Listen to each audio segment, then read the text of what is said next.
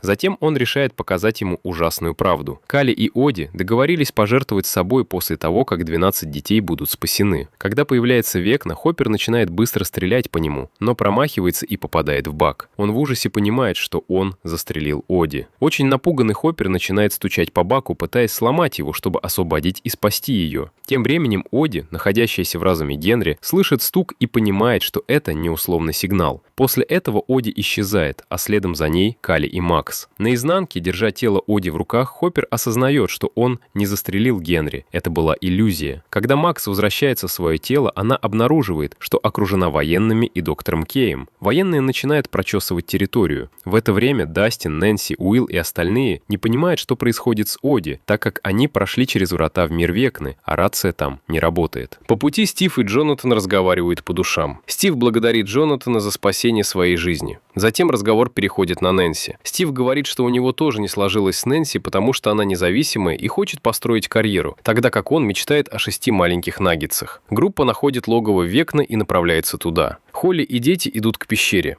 Прибыв на место, Холли замечает, что одного ребенка не хватает – Дерека. Она возвращается в лес, чтобы найти его, и обнаруживает, что он просто устал бежать. Холли и Дерек убегают, но Генри начинает их преследовать. Он хватает Холли, однако Дерек успевает затащить ее обратно в пещеру и показывает Генри средний палец. Генри не решается войти внутрь. Холли говорит детям, что в пещере они в безопасности. Им остается лишь добраться до красной изнанки, чтобы вернуться сначала в бездну, затем в изнанку, а после этого в реальный мир. Генри, несмотря на страх перед пещерой, понимает, что это его единственный шанс забрать детей. Но сделав шаг внутрь, он сталкивается с нахлынувшими воспоминаниями о детстве, выстрелами и моментом открытия чемоданчика. Генри падает на колени. Холли, находясь в укрытии, слышит крики, затем видит Генри и срочно предупреждает детей бежать к шахте. На изнанке Хоппер говорит Оди, что Генри показал ему их разговор с Калли, в котором Калли пыталась убедить 11-ю покончить с собой в конце. Это приводит к напряженной беседе между Хоппером и Оди. Он пытается убедить ее, что есть другие пути и что самоубийство не выход. Калли вмешивается, держа Хоппера под прицелом пистолета.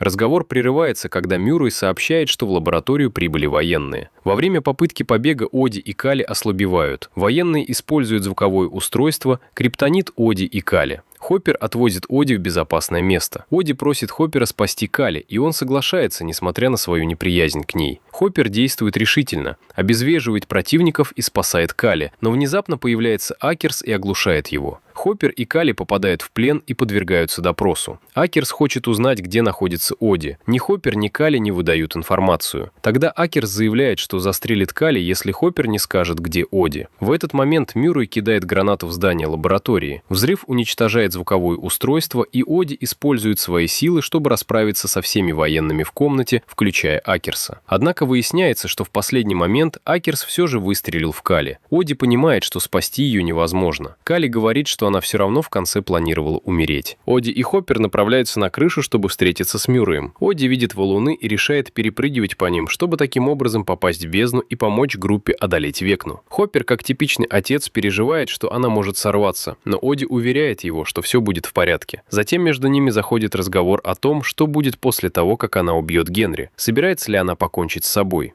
Оди объясняет, что Хоппер был для нее как отец, но теперь она уже не та девочка, которую он когда-то нашел в лесу, и он должен доверять ей и верить, что она примет правильное решение. Хоппер соглашается, и Оди отправляется в бездну. Тем временем Генри заходит в шахту, где мы видим воспоминание, из-за которого он раньше не мог войти в пещеру. В этом воспоминании Генри открывает чемодан. Внутри оказывается черный камень из бездны. Когда Генри прикоснулся к камню, он увидел в видении истязателя разума, который сказал ему найти его. Именно в этот момент кровь Генри мутировала, и он обрел телекинетические способности. Мужчина, которого Генри ранее ударил камнем, приходит в себя и пытается убедить Генри сопротивляться, но Генри убивает его с помощью телекинеза, силы, дарованной ему истязателем разума. Уилл, наблюдая за происходящим через свои способности, понимает, что сам Генри является сосудом истязателя разума. Уилл пытается убедить Генри увидеть свет и помочь им бороться с истязателем, но Генри отказывается. Он говорит, что не является сосудом и никогда не был под контролем истязателя, а также признается, что он никогда не контролировал его. По словам Генри, они союзники. Он утверждает, что истязатель разума показал ему, каким должен быть мир. Тем временем логово Векны, внутри которого находятся дети, превращается в паукообразное существо, а точнее в физическое тело истязателя разума. Он атакует Уилла и всю группу. Ситуация кажется безвыходной, но в этот момент появляется Оди. С помощью своих телекинетических сил она проникает внутрь истязателя разума. Там она находит физическое тело Векны. Оди вступает в бой с Векной, но ее сил оказывается недостаточно. Снаружи ребята понимают, что должны как-то помочь ей. Дастин предлагает атаковать истязателя со всех сторон, но для этого нужно заманить паукообразное существо в долину, где у них будет преимущество по высоте и возможность атаковать эффективнее. Нэнси служит приманкой. Она открывает огонь по истязателю, и существо устремляется за ней. Когда оно оказывается в долине, вся группа начинает атаку, которая напрямую отражается на Векне, так как у него и истязателя разума общий коллективный разум. Уилл проникает в разум Векны, ломая ему кости. Оди, используя все свои силы и всю энергию, вдавливает тело Векны в острый камень. Когда истязатель разума умирает, Нэнси и остальные заходят внутрь. Нэнси крепко обнимает Оди. Герои освобождают детей от щупалец, одного за другим. Внезапно они слышат дыхание Генри, он оказывается жив. Джойс берет топор и добивает его. После окончательной смерти Векны все возвращаются в изнанку. Дастин выходит на связь с Хоппером и сообщает, что они все выжили, включая Оди, что становится для Хоппера огромным облегчением. Мюррей устанавливает таймер взрыва так, чтобы после их выхода из изнанки все было уничтожено. Пока они направляются к вратам, их переполняет чувство облегчения и радости. Кажется, что все наконец закончено, и демогоргоны больше не вернутся. Однако, когда они выходят из портала, их уже ждут доктор Кей и военные. Машины обездвижены, солдаты окружают группу, прижимают всех к автомобилям и обыскивают их в поисках Оди, но оказывается, что Оди в машине нет. Затем Майк замечает Оди, стоящую у портала изнанки. Оказывается, что Оди не пересекла портал обратно в настоящий мир вместе с остальными. Вместо этого она осталась внутри изнанки, как обещала Кали. Майк в отчаянии бросается к ней, понимая, что скоро будет взрыв. Но прежде чем он успевает добежать до нее, Оди проникает в его разум, чтобы провести телепатическую беседу с Майком. Оди дает понять, что она должна умереть, потому что иначе все никогда не закончится. Военные и правительство всегда будут охотиться за ее кровью, чтобы создать новых Генри, и ее решение невозможно изменить. Она говорит, что по-настоящему любила Майка и искренне хотела для них счастливого финала. Они целуются, и в этот момент Майк возвращается в свое тело и видит, как Оди и изнанка взрываются. Хоппер кричит, и вскоре изнанка навсегда исчезает. Проходит 18 месяцев. Военные баррикады в Хокинсе исчезли, город вернулся к обычной жизни. Наши герои собираются на выпускной. Они оканчивают старшую школу. Макс, несмотря на 2 года комы, также заканчивает школу. Дастин произносит впечатляющую выпускную речь, в которой критикует школьную администрацию. Это привлекает внимание популярных девушек, которые приглашают его и его друзей на вечеринку. Майк отказывается идти на нее и предлагает вместо этого собраться у него дома и поиграть в подземелья и драконы, как в детстве.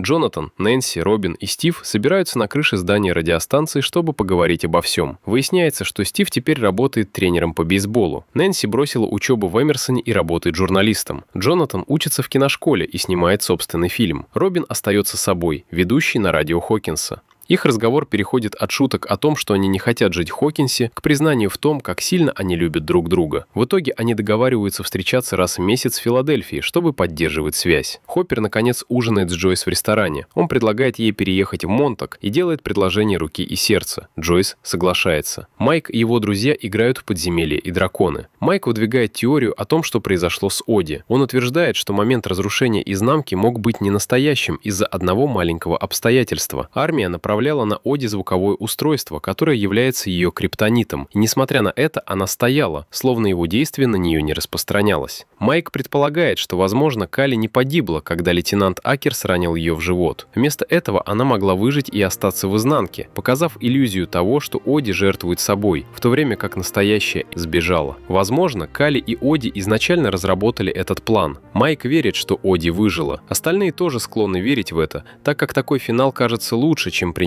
ее смерть в изнанке. Сам сериал не дает однозначного ответа, поэтому каждому остается решать самому, удалось ли Оди снова избежать смерти или нет. Можете написать свое мнение в комментариях. После игры в подземелье и драконы ребята встают и поднимаются наверх, чтобы поужинать. В этот момент в подвал спускаются Холли, Дерек и их друзья, чтобы сыграть в подземелье и драконы. И возможно в будущем нас ждет сиквел, а чтобы не пропустить его, подписывайтесь на наш канал. Что касается самих героев, то Макс и Лукас наконец идут на свидание в кино. Уилл переезжает из Хокинса в другой город и находит себе парня. Дастин поступает в колледж и добивается успехов. Сам Майк становится писателем. Подпишись, поставь лайк, колокол жми, не залипай. Подпишись, поставь лайк, будь со мной, не пропадай.